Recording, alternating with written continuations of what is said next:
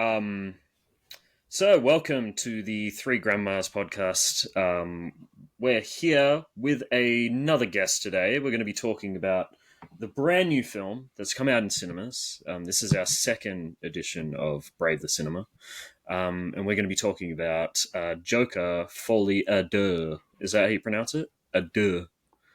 Folie à That's how I deux. hear other people pronounce it, so Yeah. you might be right.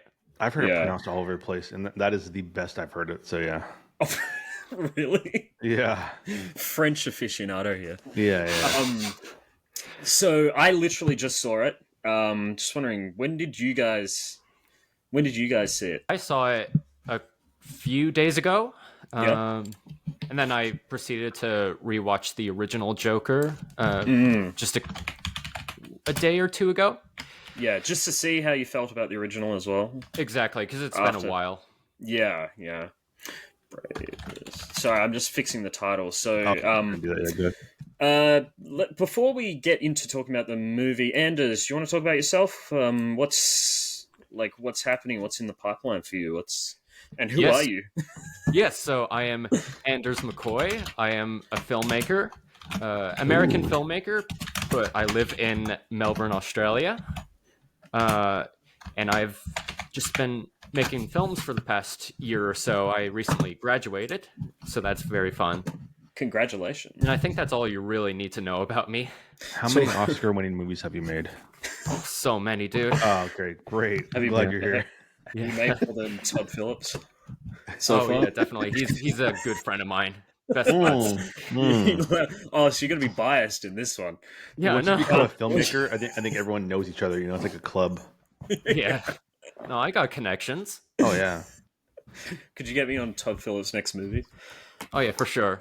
Can you tell Roman Polanski, no, don't do that again? Can you tell him that? Jesus Christ, Tom.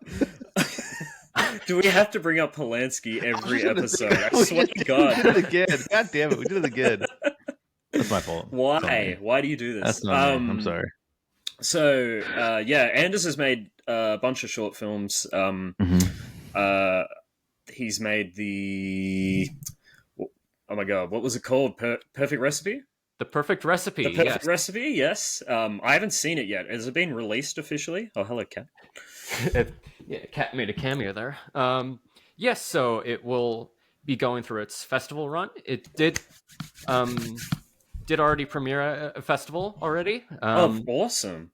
Yeah, but I can definitely send you a screener after this is all done. Yeah, that'd be great. Perfect Recipe? The Perfect Recipe? Okay, nice. The Perfect Recipe, yes. Yeah. My first a film that you can see is called Analysis, which is definitely a bit of a scrappy movie that I made, but it's my first before The Perfect Recipe. It's something that JC was involved with too. Yeah. I was the colorist on it. Yes, post-production. but that's it. I just colored it. But yeah. That's something you can actually just watch on YouTube, but we could get into that more later. Yeah, absolutely.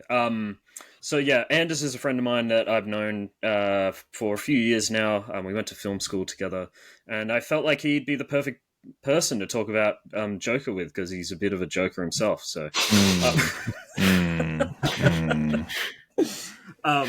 so how did we? Before we get into talking about this film, how did we feel about the first Joker and just Todd Phillips' career in general? So I don't think I've seen too much of Todd Phillips' work before Joker. I've never seen the Hangover movies, and I don't really know what else he's made, to be honest. He's made a few things, just on the top of my head, anyway. You could always do an IMDb search, but in terms of the original Joker, I rewatched the first one just a couple nights ago, and I was sort of expecting to not like it as much.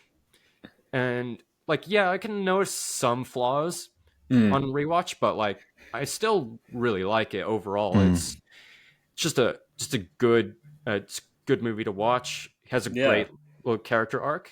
Something that I really like it more than other villain movies, because I really like it more than those because he's not an actual, like, he's not a hero.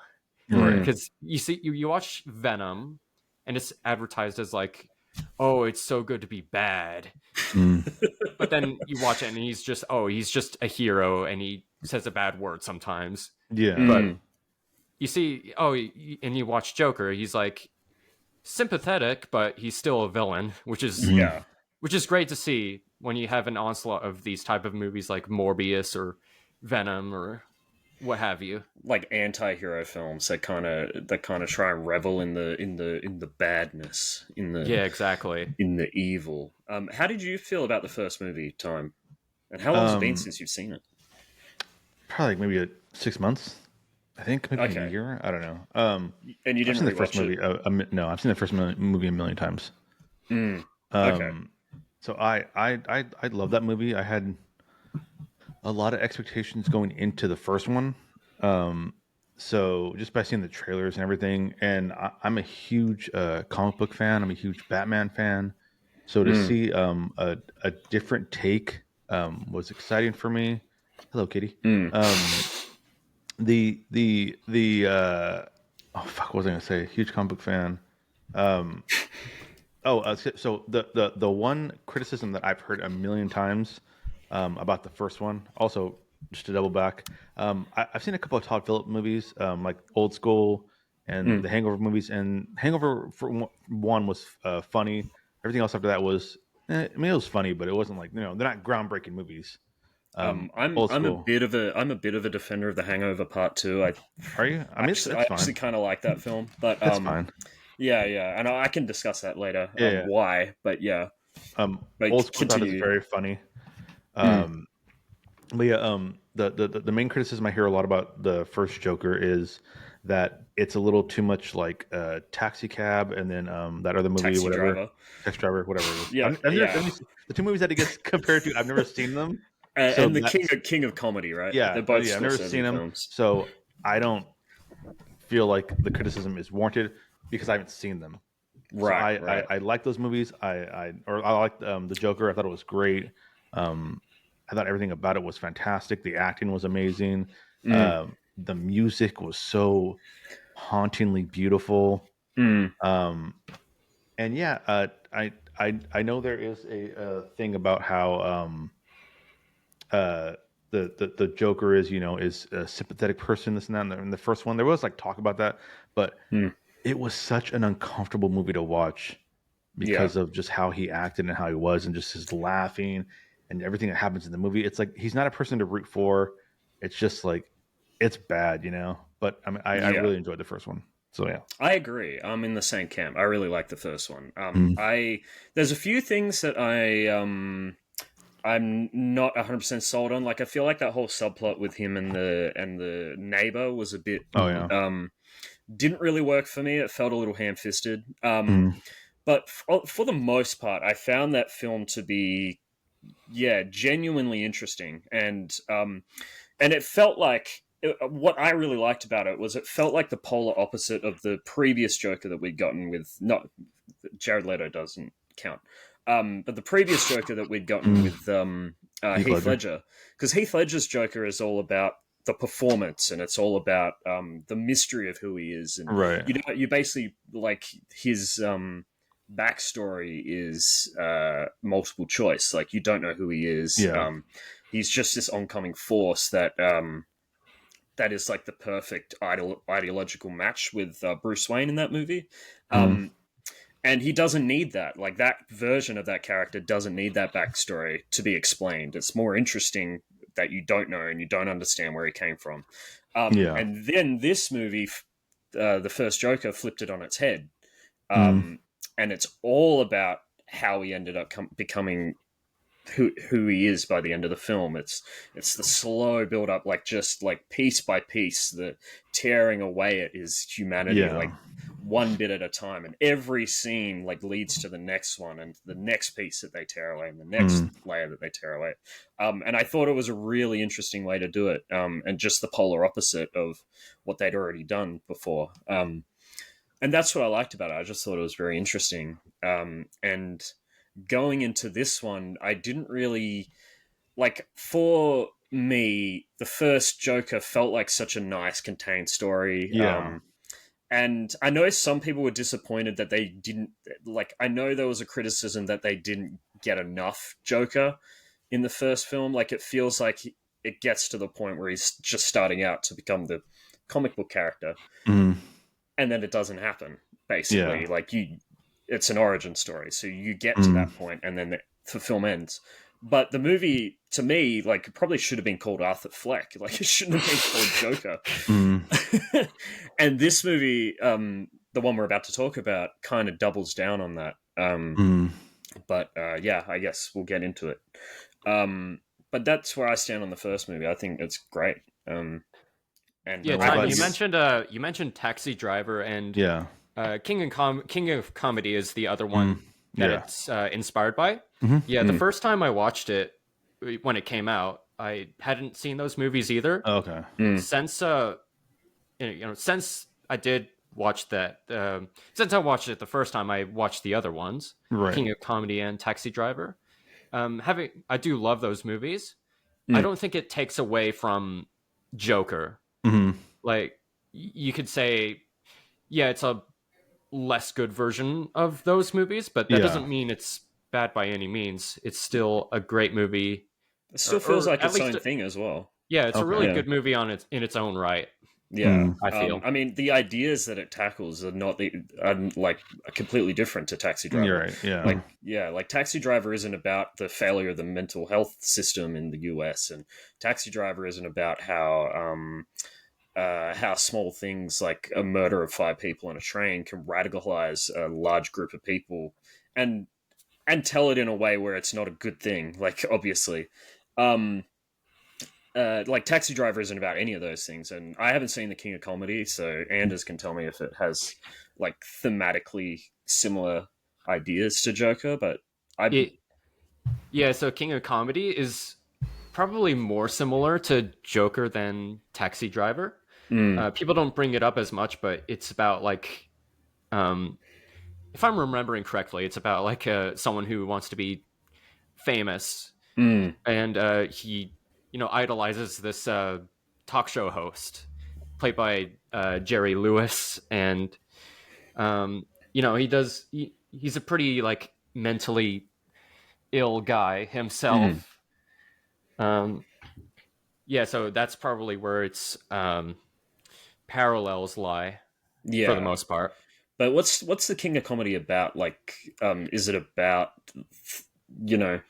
it's not about like the failure of the mental health system in the US, and it's not about no, I think it's more, if I'm remembering correctly, I think it's more about just fame,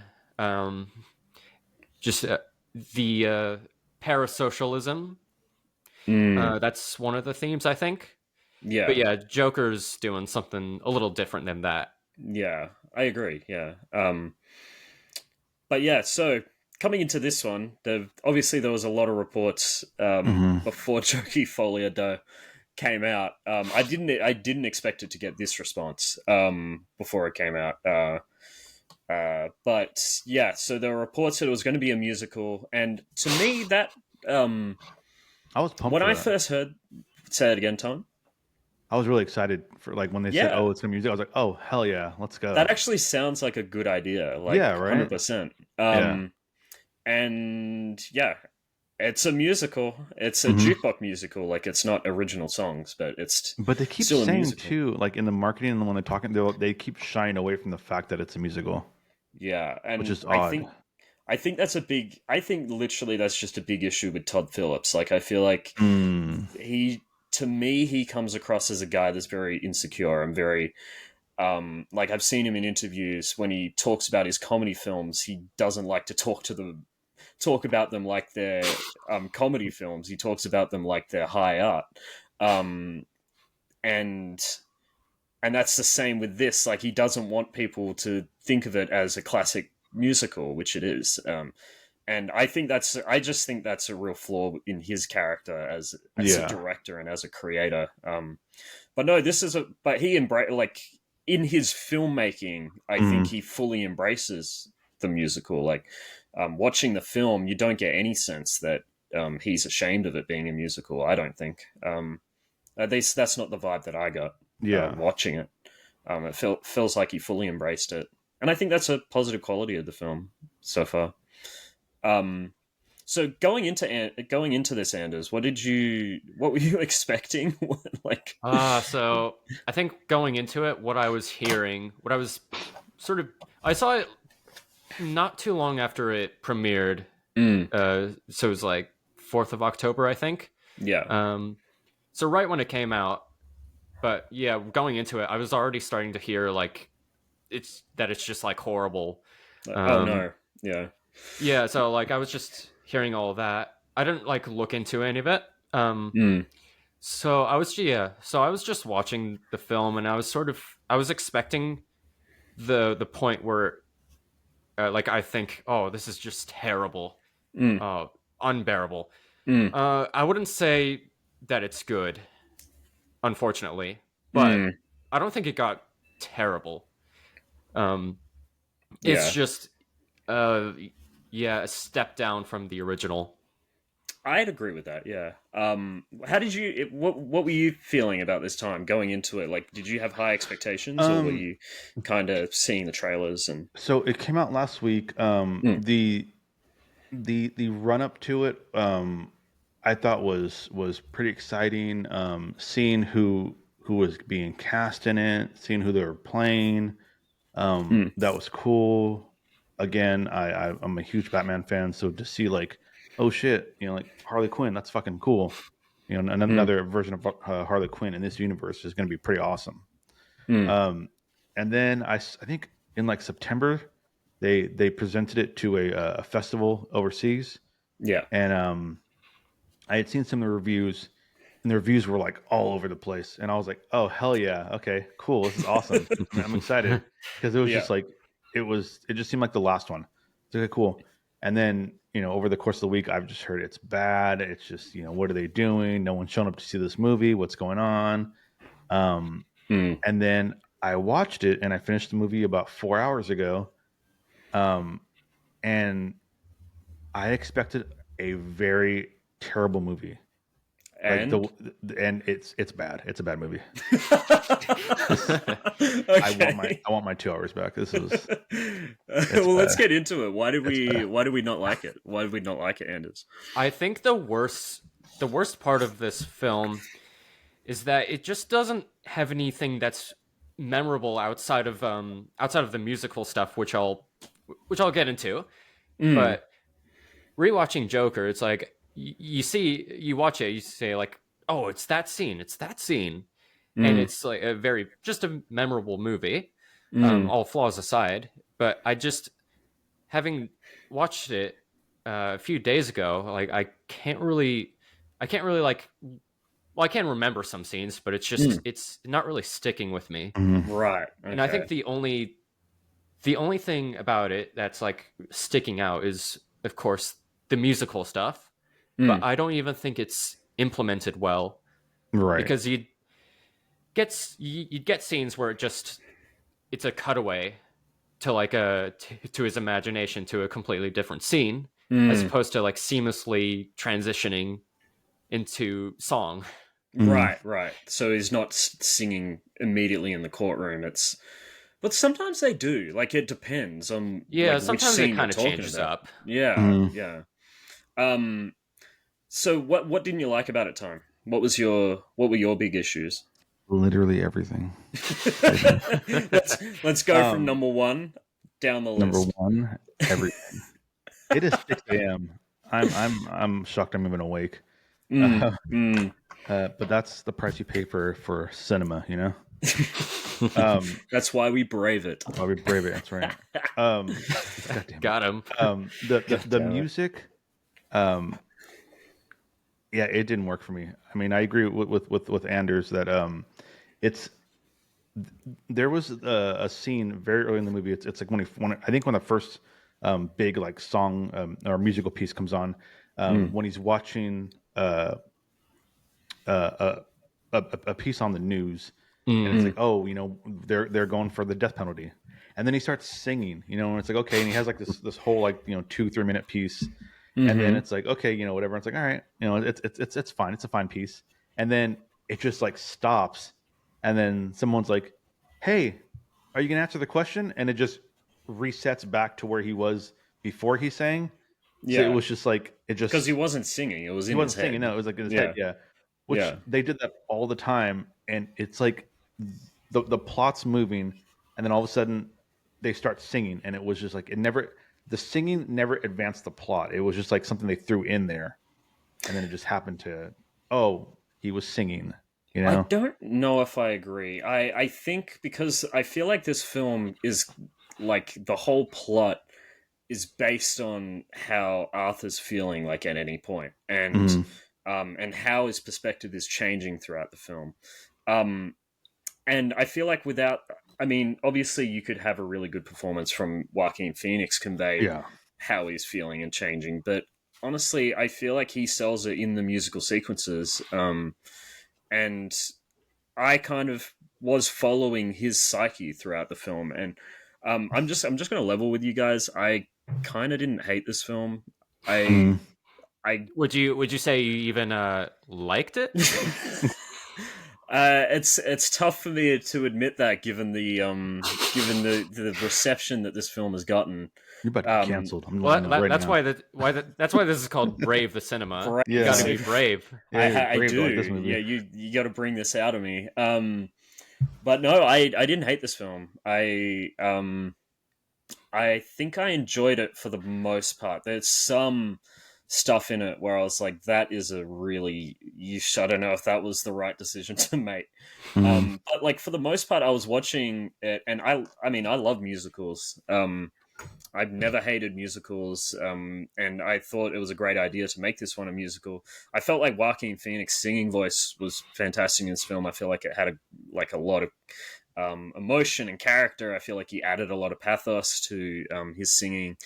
The stuff that didn't work for me is the him and Harley stuff. Like that's the stuff that really stuck out to me as not being like as fleshed out or as strong as the rest of the film, which is a shame because the title is Folie, Deux, which is the madness of two. And should they have called the title Ha Ha Land instead? That's a oh, no. I thought about that while watching the movie. Like, oh my god, I'm gonna get him with that. But no, I loved the musical sequences, and I never felt like they were out of place when I was watching it. And I don't know, I feel crazy saying that. You are crazy. Yeah, I know. Sometimes, Yeah, gotta lock yourself up in Arkham Asylum, buddy. Right? Yeah. I gotta lock myself up with Todd Phillips in this movie. But no, I didn't hate it. I was enjoying it for the most part. I liked the whole not situation. I was about to say situationship, which is a weird thing to say about it. But no, the weird dynamic between him and his prison guard, played by what's his name? Brendan Gleeson. Brendan Gleeson. Yeah. That whole dynamic was really interesting to me. The fact that like Brendan Gleeson was kind of seeing something in him for most of the movie, and then when he realized that it's like he shouldn't, like he's like, oh wait, the Joker is like this facade or this other personality. I don't feel bad for him anymore. Yeah. And then and I mean that scene was, I felt like too far. If you know what I'm talking about, I don't really want to spoil the movie, but wait, which scene? He takes him. Oh, in the shower. Yeah. Yeah. Do you think that's what they were going for? What do you mean? Yeah, that's 100% implied. Whatever. Okay. Yeah, I think that's implied. Yeah. To me, it felt like he saw something of himself in him. He sympathized with him, and then when he saw him in the courtroom with the Joker makeup on and pretending that he's a different person in the court, like that was how he was going to try and win that case, was pretend that he was the Joker in the courtroom. Yeah. And convince people that this is his second personality. And I don't think Brendan Gleeson believed it, like, or at least that character, I don't think he believed it. And then he saw it on the courtroom, and that switched him immediately. He's like, oh, I can't sympathize with him. Like, Yeah. It became like he just saw him in a completely different light, and that snapped. Like that's the way I saw that dynamic, and the reason why it's in the film. And that's the reason why Arthur switches back and admits what he admits at the end. I don't want to spoil the movie because we're not even halfway through the review yet. But I think that made a lot of sense for that character, and it made a lot of sense for Arthur Fleck as well. Yeah, I thought that was well set up, and I don't know. I was watching, but what I was saying was I was watching the film, and I was like, when am I meant to hate this? I feel like there's going to be a moment where I'm going to be like start rolling my eyes, and there was like that did happen. Yeah, and it was about, I want to say, a third to halfway through the film where I want like Harley or Lady Gaga's character, was it just Lee or was it Harley Quinzel? I think they say Harley. Both. I think they say Harley, but like they just call her Lee for short. Yeah. So she visits Lee, and then later they call her Harley Quinzel. Yeah. So she visits him in his prison cell, and she's like, the guards just let me in. I was like, why did they do that? And then she brought his makeup in and put it on his face. Like, I could, and she's like, I want to see the real you. And like that stuff, just like, I'm just wasn't a fan of that. It's the kind of stuff that, like, you know, cringy edgelords would write in a, you know, Jeff the Killer, creepypasta or something. I hated that. I hated that whole dynamic between them. But everything else, like the court scenes, I really like. As far as like at the beginning, where I'm like, when am I supposed to hate this? The first like half hour to like 40 minutes was like gripping and like, oh, what's gonna happen? What's this? You know, the mood and everything, you know, was awesome. One thing I do want to spoil, because it's a travesty to me, is very early on they show a newspaper and they give it to Joker, or they give it to Arthur, and it's a picture of him and Harley, not together, but you know, their pictures are put together, and it says "Crazy in Love," and I hated that because that was the perfect opportunity to reference Harley Quinn's origin episode and one shot in the comic books with a Mad Love, and they didn't, and it pissed me off. I was so mad. I was like, why didn't I say Mad Love? God damn it! I feel like that would have been so on the nose. So I would have looked at that and gone, "Oh, okay." Yeah, but it would have been cool though. Thanks for throwing us a bone. It would have been so cool.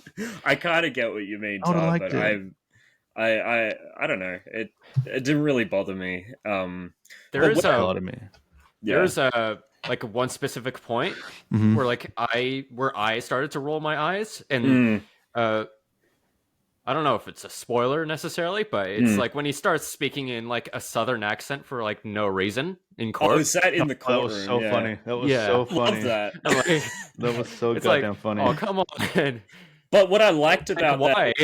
Because he's putting on a performance, like he's trying to differentiate himself from Arthur Fleck. But I liked when he was talking to Puddles. And Gary when Puddles would ask him something personal, he'd switch back to his normal voice, like immediately, because that was, you know, was his actual. But there are a couple times where he didn't completely drop the southern accent. Yeah, so it was still kind of there, and it was just hilarious. a little bit. Yeah, just a little bit. I thought it was good. I thought it was a good detail in Joaquin. And can I just say, I felt like the performances in this film were fantastic, like across the board. I think Joaquin Phoenix killed it. Joaquin Phoenix, honestly, he was amazing. good. I agree. Yeah, it's not the deepest script of all time, if you know what I mean. It's I feel like what the film's trying to say is pretty obvious. It's pretty standard. And it feels like it's trying to undo the reaction people had to the first film, because people are like, oh my god, he's Joker now, he's the clown prince of crime, he's a genius, he's gonna, you know, it's like people saw him as the Batman villain, and Todd Phillips is like, no, it's just Arthur Fleck, guys, which is kind of what that's the main thesis, I think, of the film. Is it's basically saying don't glorify the first film. It was just him, it was him, and the way that the world around him, how he reacted to the world around him, and he's not a good person. He's obviously he's a very sympathetic person, but he's not a good person. And which I understand that point, and I get that point, and it makes sense. Don't call it a Joker movie then. At that point, yeah, it's not a Joker movie. Yeah, it's not a Joker movie. I was just saying, I was just thinking, if it just excluding money as a factor, would that just be the only reason this movie exists? Oh, 100%. Yeah, it made $1 billion, so they're gonna. The first one made $1 billion. Yeah. But I don't know. From an artistic point of view, is this the only reason Todd Phillips wanted to make it? I don't know, because there's that scene that there were other moments that maybe roll my eyes was when Harley Quinn shows up at visits him in prison, but they're behind glass. The plexiglass, yeah, and at some point he says to her, "Is like, did you like the TV movie they made about me?" And I was like, he's not saying that. That's Todd Phillips saying that to us. Like, he's asking us if we liked Joker. And it's obviously his insecurity about the first movie and whether we liked it or not. Well, there's a scene later too where the Zazie Beetz from the first one, where she's like, that awful TV movie. Yeah. And then he's in the courtroom and he looks back at Harley and she's like, "Nah, it was fine. It was good. It was good." She's lying. Yeah, exactly. And I feel like Harley Quinn in this, I think he represents, or not he, I should say she represents the kind of fanboy reaction that the first film got. At least to Todd Phillips. Like, that's what I feel like that character represents for him. And that does explain the outrage, because this is basically like hating on those types of fans. Yeah. And I like it. I like that. I think it's a salient point to make, even if I think Todd Phillips is a little bit insecure and a little bit like in interviews and stuff, he just doesn't come across as a very I don't want to say very, I want to say secure person. He doesn't come across as a genius or anything. Like, but this movie wasn't just written by him; it's written by Scott Silver as well, and there's a bigger team writing this film and producing this film. And but I feel like even if I have those complaints about him as a person, I feel like this film is a lot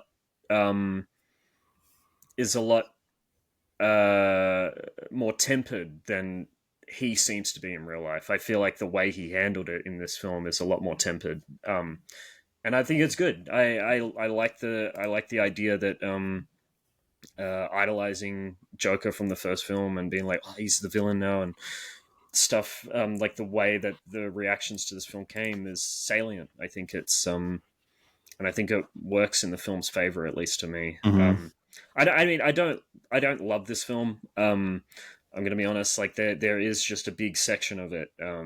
Like the musical stuff I like, but the relationship that they're based on, I feel is really weak between him and Harley. Like I think that's the big issue that I have with the film, is I just wasn't very interested in them as a couple. Unfortunately, like it feels like they didn't really develop them that much, and they have one conversation and then they're in love, basically. Right? Yeah, very, very rushed. Like, I'm in love. Yeah. Very rushed and underutilized. Yeah, which is a complaint people said about Lady Gaga, and I felt like she was. I don't think she was underutilized. I feel like that plot line. I thought that plot line was underutilized. I think she was great in the film. I thought she was in the film enough. I thought I felt like when she was singing, she brought a lot to the table, and in those sequences, but I just feel like that plot line Hard disagree. Just was just Hard underutilized. Yeah, fair enough. I think I liked her in the movie. I just wish I could have got more acting from her because it was all singing, which obviously she can sing, you know. But I wish she got to act a little more for us. Okay, fair. But that's my only critique for her. I thought she was fine. There's one thing I wanted to bring up in the original or in the first Joker movie. It's to me it feels like a movie about a guy going through his mental illness and falling apart and decaying and becoming this person. And I think that it feels like that type of movie, and they retrofitted the Joker onto it and like Batman characters, but it works. This one, it's a movie about the first one, but they retrofit Batman characters onto it in a really terrible way. Yeah. Like it doesn't feel like that type of movie. You know what I mean? It's like Harley Quinn isn't Harley Quinn. She's just not. The DA Harvey Dent, Two-Face is just he's just there for no reason. Yeah. Was he meant to be like at the end when the building gets blown I don't off? think Was so. was that meant to be his like? Because it was like a couple scratches on his face. Yeah, that's it. Yeah. But on both sides too. Yeah. That's what I was like thinking. Like, didn't but then want to commit. Yeah. That's how I felt. Yeah, I was like, I saw that made me roll my eyes too when they showed Harvey Dent. And I was like, this guy doesn't look like Harvey Dent. He looks like a fucking child. And then especially at the end when he's actually doing his DA work, I'm like, this dude isn't Harvey Dent, But then you realize what the movie's trying to say is that Arthur Fleck isn't Joker, right? And then there's the guy in the prison that's inspired by him, and then feels like he's been stabbed in the back when Arthur reveals that there was no Joker, right? Like the implication then is that he's the Joker, he's the DC Joker, like that. Like these two movies just haven't been about the DC Joker. It's been about a guy that inspires the Joker, which in theory, and he's really young. I like that in theory, but I didn't like that guy. I didn't think he was a good actor at all. The Heath Ledger guy. The Heath Ledger guy. He cuts his mouth like this. Does he? Gonna be, yeah, he does. Yeah. Did I miss that? It's like I literally just saw it. It's blurry because he's kind of like sitting in the background, and it's just focused on. And he's Arthur's doing the face. Joker laugh. Yeah, and he just goes like that, and then you can hear him laugh, and it's just like it's a weird laugh because I think his mouth is like hanging there. It's just like a weird laugh. Okay. Yeah. I missed that. I think I was just too busy looking at Arthur Fleck. Oh yeah. He wasn't in that many scenes that character. He was only in like two. But he has a presence. Like he has a presence. They show him a couple times. Yeah. But they kept cutting to him sometimes when they put the television on, and I mean, it was following him around like every now and then. But this little Easter egg I thought was specifically for JC and I. So Anders, you're gonna miss this Easter egg. But why did Gary Puddles look like Lance? Okay, you're right. I don't. Yeah, you don't know. Maybe that is for you and JC. I was watching it with Prag. Don't ask why I was watching with Prag. We're watching it together, and then Gary Puddles walks in. I was like, oh hey, the guy from the first one. He was super nice to him. Which did you guys went to the cinema together? Sure, just say sure. So yeah, Gary Puddles walks in, and he's like, oh, I was like, oh, that's a guy he didn't kill. Which was such a that little scene at the end or in the courtroom was crazy when he's like, he's like, I'm afraid of you, this and that. And he's like, I said I wouldn't hurt you, and like that whole little scene was pretty crazy. That was one of my favorite scenes in the film. But yeah, was that courtroom when scene. He came walking in, he goes, "Hey, look, it's Lance!" I just started fucking cracking up. It was so goddamn funny. I was like, why does it look like him? It does look like him. God damn it. So, Anders, for some context, Lance is the reason why I know we're all Time. Friends. Yeah, is the reason why we're all friends. He's a guy that showed up on Twitch. He's for some reason, filmmaker. He's a failed filmmaker who made a TV show called Saints, the mini series. And what was I gonna say? And he basically. I don't love him. That's not true. We all love him. Come on.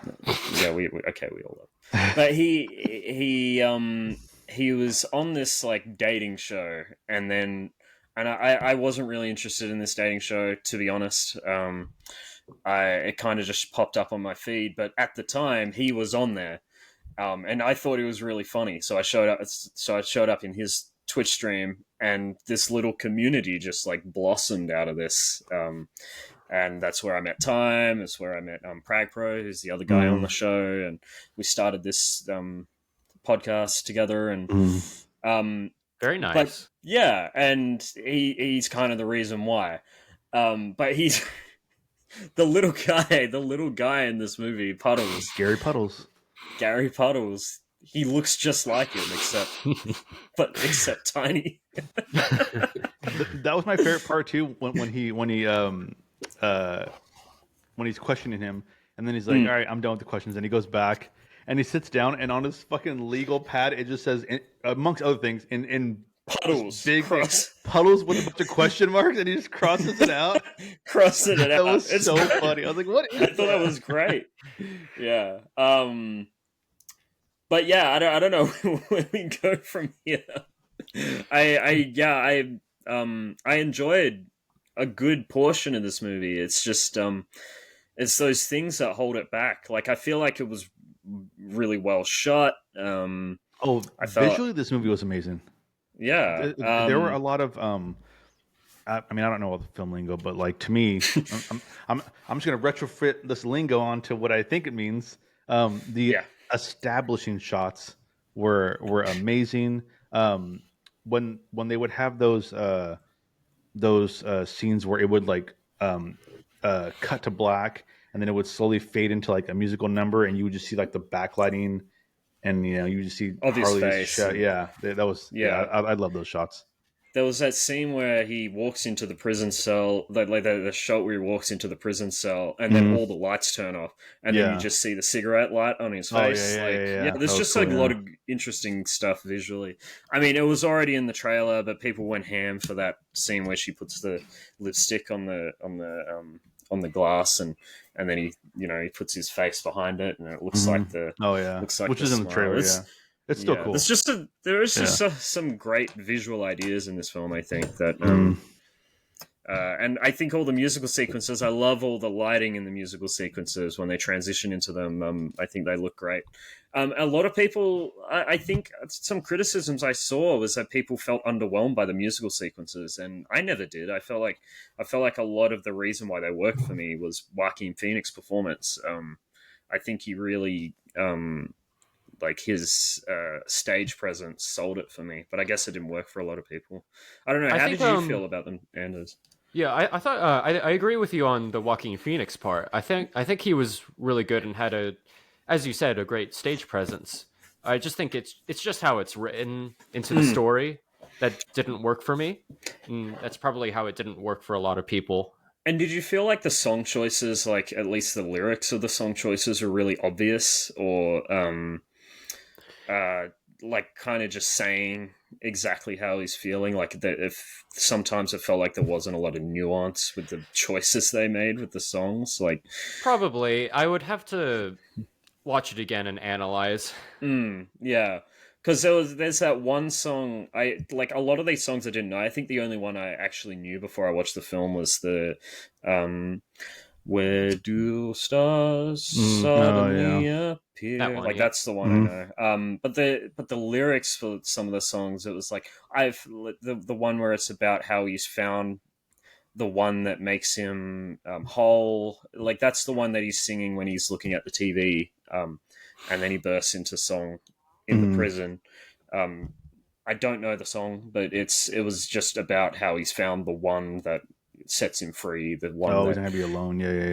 Yeah. He's not alone anymore. It's like it's very like some of the song choices just felt very obvious. It was a little.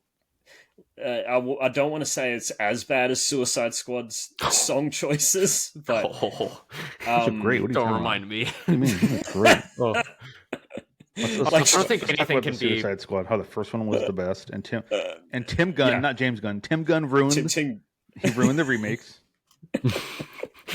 The Suicide Squad is actually a really good time, but Well, you weren't a fan of Suicide Squad, I hope. The first one, yeah. No, God, no. That was awful. Yeah, it generally does have some of like the worst song choices I can imagine.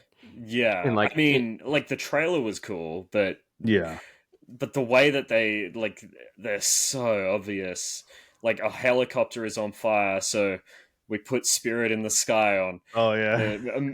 Amanda Waller walks into a room, so we got to put the devil just walked in. It was something like that. It was just so bad. And Bohemian Rhapsody plays for like 2 seconds. Yeah, yeah. The I expected the musical. I don't know why, but I expected the musical numbers to be bigger and grander, and they weren't. Oh yeah. But it makes sense because like he's just in certain places. Yeah. I guess it couldn't go too crazy. It felt intimate to me. Yeah, and I liked it. The only part the only one that was like super big was like the montage at the end. Which I like when they're playing like in the jazz club, whatever. Which I loved because it got to show off two iconic Joker suits that I loved.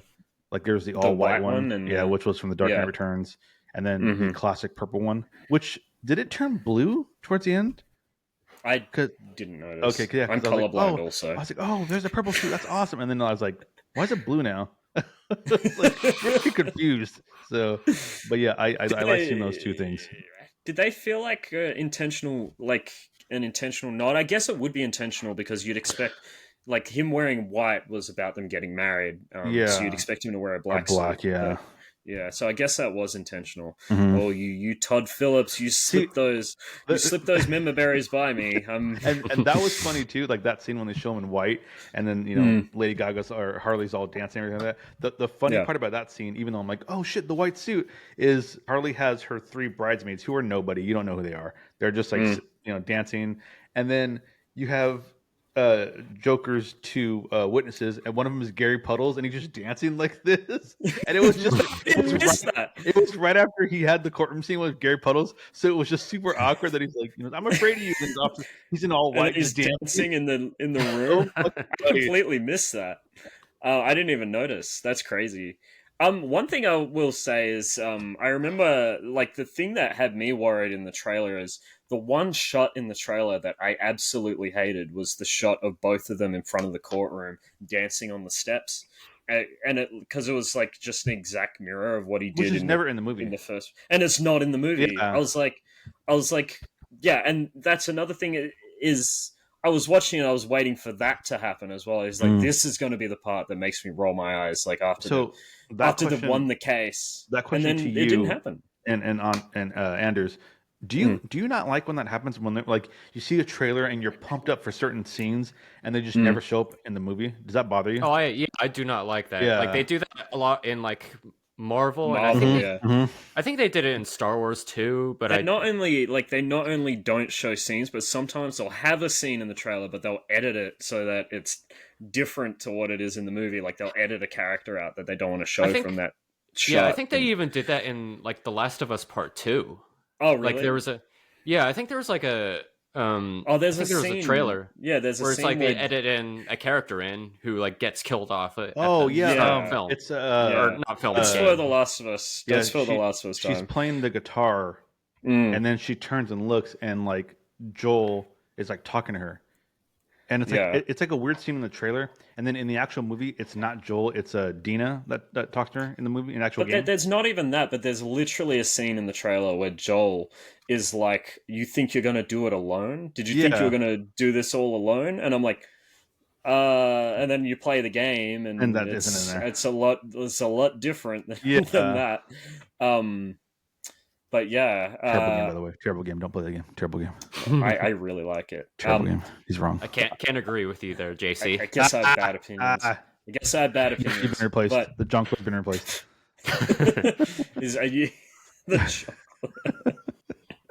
Is Anders the new grandma? He's the new grandma. I have to give him my wig? Yeah. Welcome in.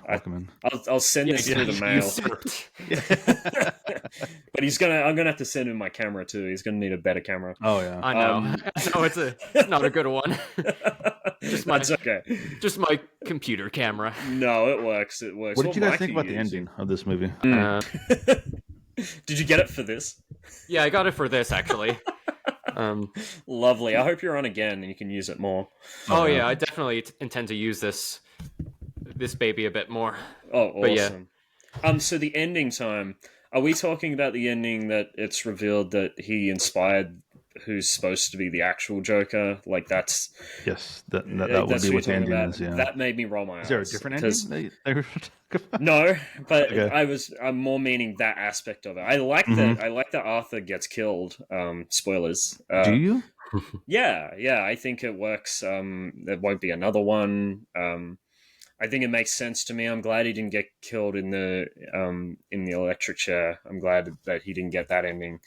I think it makes sense that that he inspired someone to kill him after he revealed himself to be not the Joker. Basically, that's what he says. There was no Joker. It was just me.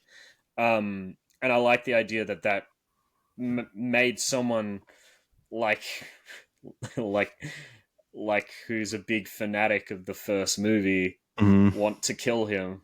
I like that. I like that kind of pointedness of the ending.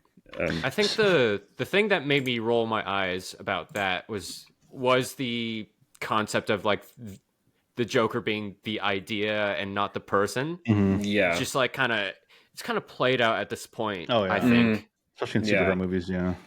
Yeah, I didn't hate it, but I just don't like that guy that they picked. I don't. Yeah. I didn't like him in that scene, and No, he's not. He's not great. No. Could you imagine if they brought someone well known? Like I'm just spitballing here, like Timothy Chalamet. Yes. No, I was thinking someone like Jim Parsons or something like from The Big Bang Theory. Or Oh my someone god. weird Oh like my that, god. esoteric I like want to that. see that version. I want to see that version. I want to see that version too. Where You know, he's playing Sheldon. By the way, he's not playing. He's not playing this character. He's playing Sheldon. Yeah. So Sheldon has to kill the Joker. Yeah, I love just that. thought that Make would it have happen. been like someone like that, William H. Macy or something. Like, it's just like, You made me like think of like the mental image of like a Joker like movie, but with Sheldon. Yeah. Are we gonna make that now? We have to It sounds now. like it sounds like an SNL sketch. Yeah. Like, Where he stabs write shit that like down. bazinga, just keeps stabbing shit at him. No. What sucks is Jim Parsons is actually a pretty decent actor. I liked him in the few scenes. I didn't like the movie, but I liked him in the few scenes he was in that Charles Manson movie, Extremely Wicked and Shockingly Vile, the one with Zac Efron, which this movie also reminded me of.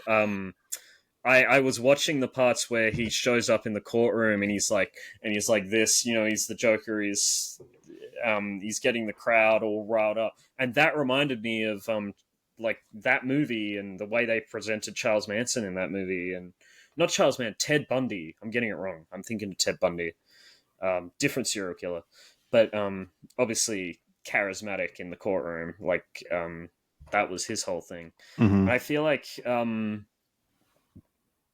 that was a huge inspiration for a lot of the courtroom stuff in this film.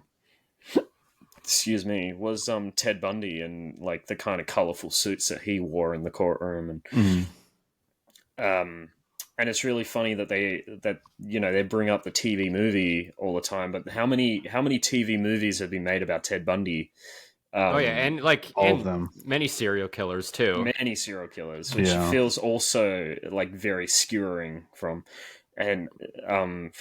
Todd Phillips, and I think that's good. I think that's a good thing, because the people who say like the TV movies are great are the people you're not meant to like in this movie, like Harley Quinn. Like, I really don't think I'm sure Todd Phillips liked Harley Quinn as a character in the comics and stuff, or maybe and then he doesn't really know ruined anything her about her.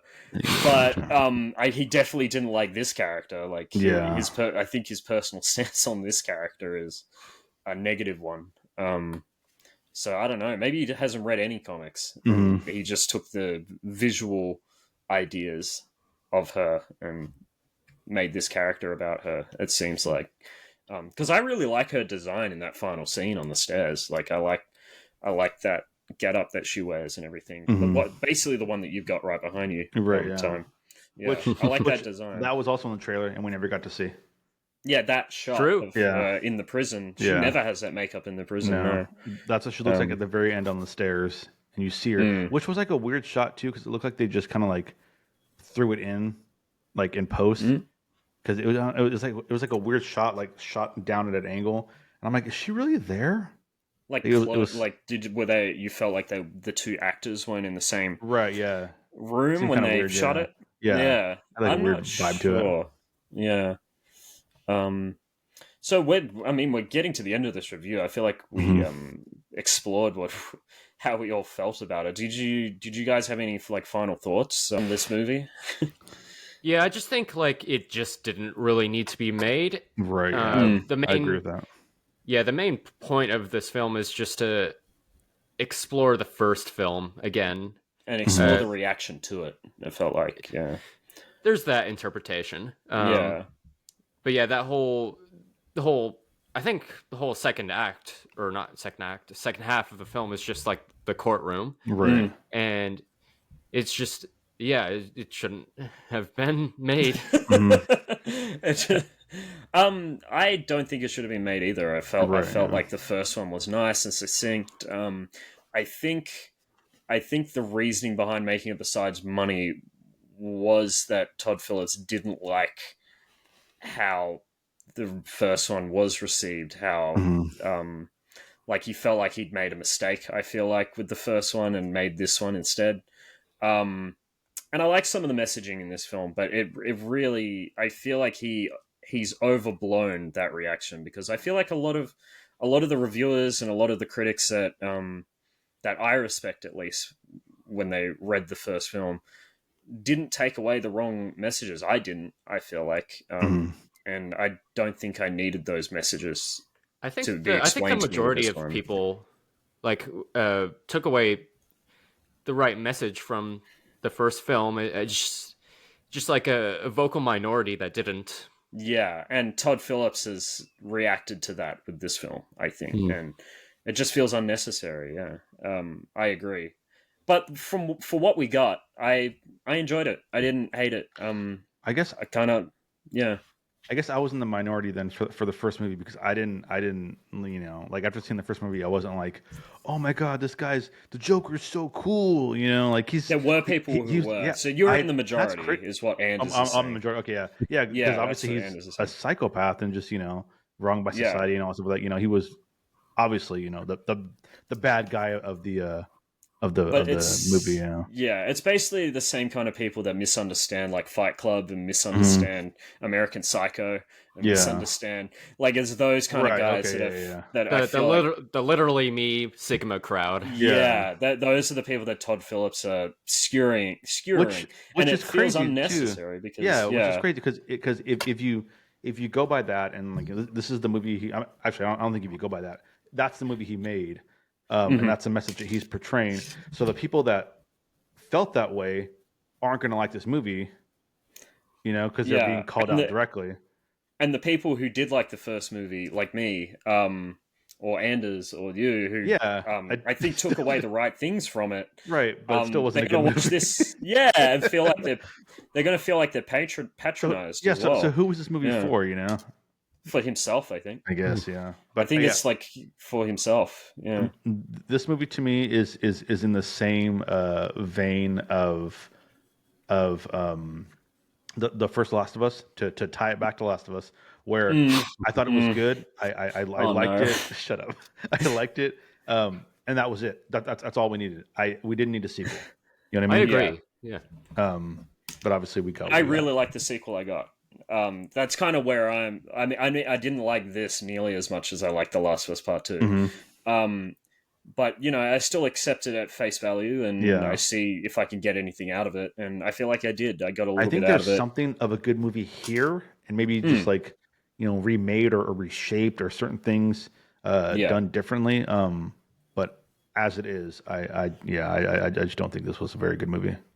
Okay. Well, let's get into ratings, I guess. Okay. Time. What would you rate this, Hmm. and would you recommend it? I'd rate it a 45, and 45. I would not recommend it. No, Wouldn't recommend it. no. Anders, would you rate? What would you rate this film, and would you recommend it? I would not recommend it either. Okay. I was also thinking around a 45. 45. Yeah, Yeah. between a 40 to 45. Yeah. Okay. Because it's not terrible, but No. it's just not something I would watch again. Yeah, I'd probably just watch the first one again as well. Yeah.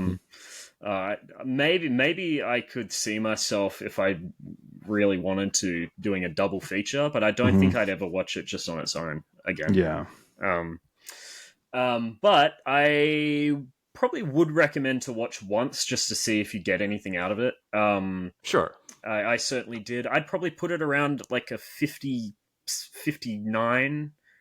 I struggle to give it a 60. I think it's above average, so I'd probably give it like a 59, 58. Okay. I think 59. Okay. But I recommend it. I feel like some people might get a lot out of it. I didn't get the hugest amount out of it, but I enjoyed it for what it was. And I think technically it's pretty flawless. It's not like Morbius, where it's just a complete shit show of editing. So it's not Morbin time, is what you're saying. That's what you're saying. I don't know, what would be the equivalent? The Jonklin time? It's Jonklin. Yeah, it's Jonklin time. It's Jonklin time. Yeah. Oh man. But thank you for watching this with me, guys. Or we didn't watch it together, but thank you for talking about it with me. Well, we watched it with you in spirit. Yeah. In spirit, yeah. In your brain, never physically will you rewatch it. It sounds like Right. Yeah. Never again. Never again.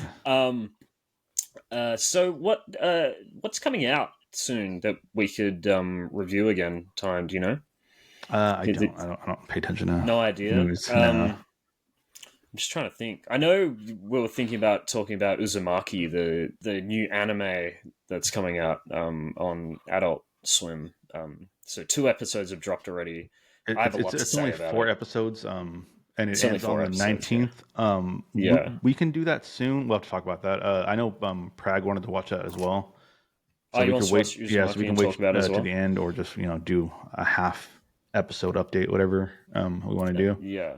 I want to get Anders on the like the main show, the yapping about movies at some point. Yeah, for sure. We're pretty much booked out until the end of the year, but if we can get him on next year, that'd be awesome.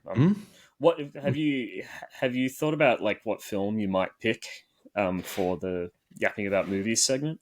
Yeah. I don't know if I should talk about it here for like spoiler alert's sake. Okay. But I've discussed it with you in private. That film is like, I'm not sure if that's going to get like a wide release, right? Or anything. So if that doesn't work out, I'll think of something else. Okay, cool. Yeah, that sounds good.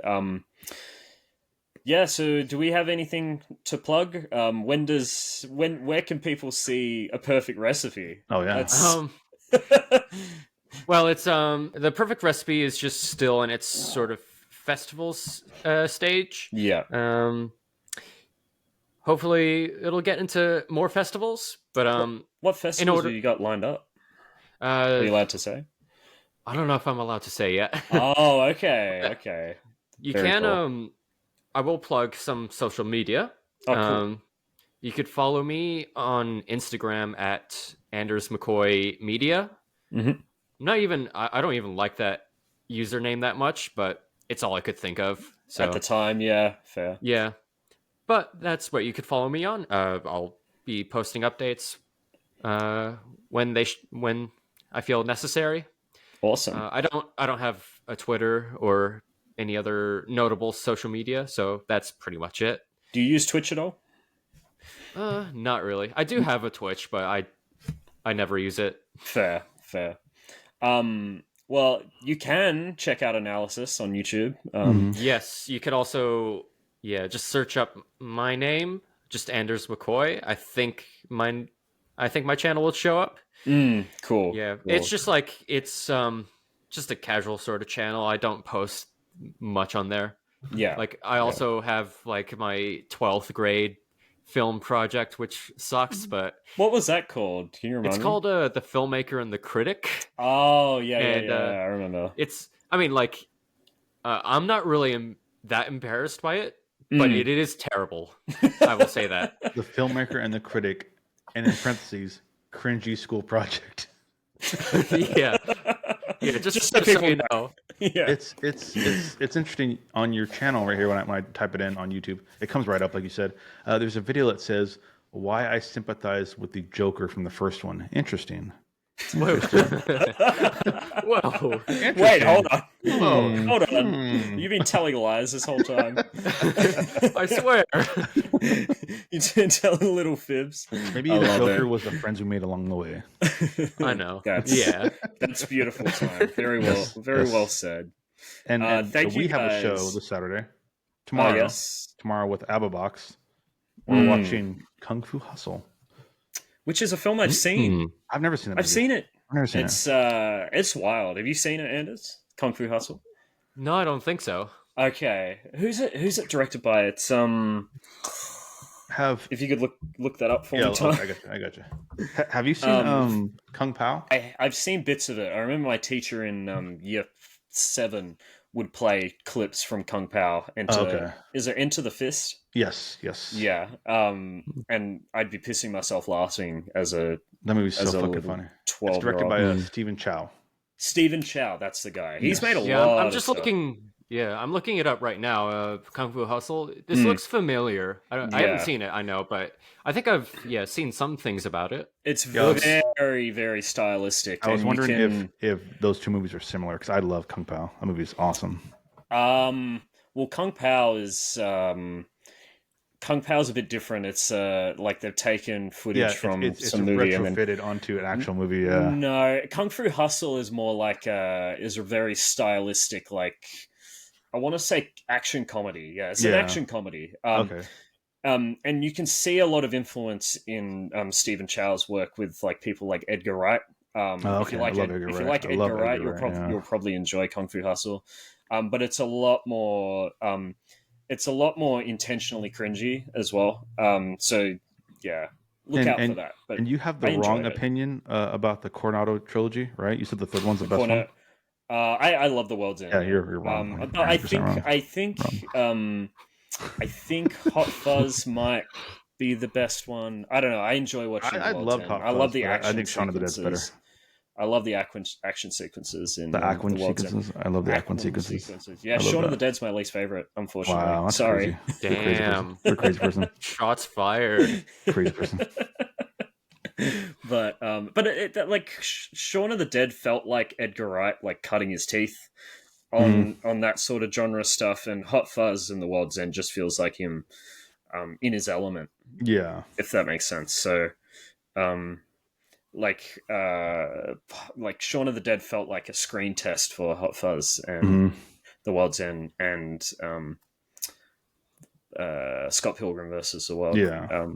I will say The World's End is really, really funny, but it just takes a while to get funny. Yeah, I think. I agree. And I really love the way they shoot the action sequences in that movie. I think they're extremely underrated. I just love that the robots are always trying to grab their face. So all the action is based on them doing that, and then just them pushing their arms out the way. It's great. Edgar Wright, my favorite movie of all time, Scott Pilgrim. Pilgrim, which we need to talk about at some point. Eventually. We're gonna have huge arguments about the TV show, which I know you don't. Oh my god! I love the TV show. I think the TV show is great. Why?